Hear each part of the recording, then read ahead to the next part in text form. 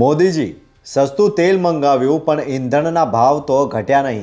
લાભ કોણ લઈ ગયું? યુક્રેન યુદ્ધ શરૂ થયા પછી ભારતે રશિયા પાસેથી રોજના 16 લાખ બેરલ તેલ 39 મહિનામાં ખરીદીને લગભગ 1.11 લાખ કરોડ રૂપિયાની સીધી બચત કરી છે.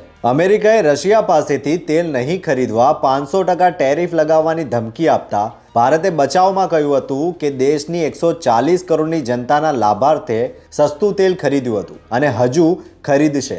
ખૂબ સરસ, બહુ સરસ, બહોત બઢિયા. પણ ભારતે 39 મહિના સુધી મોદી સરકારે જે સસ્તું તેલ ખરીદ્યું તેનો લાભ વપરાશકારોને મળ્યો છે ખરો?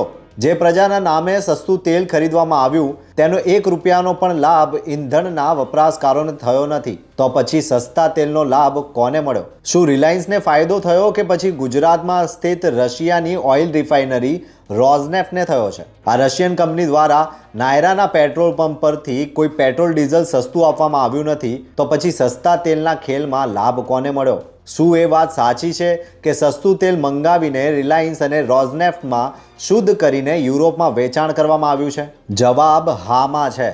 કેમ કે આ એક એવી વ્યાપારિક વ્યૂહરચના ઘડાઈ હતી કે જેમાં ભારતીય કંપનીઓએ રશિયા પાસેથી મળેલા સસ્તા તેલને શુદ્ધ કરી મોંઘા ભાવે પશ્ચિમી દેશમાં વેચીને આર્થિક લાભ મેળવ્યો છે. અને કરોડો ઈંધણ વપરાશકારો મોં વકાસીને જોતા રહી ગયા કે આજે પેટ્રોલના ભાવ ઘટશે, હવે ડીઝલના ભાવ ઉતરશે. પણ ભાવ ન ઉતર્યા અને 140 કરોડના નામે ખાનગી રિફાઇનરીઓ ભારતે મંગાવેલા સસ્તા તેલનો લાભ લઈ ગઈ. ધન્યવાદ, આભાર.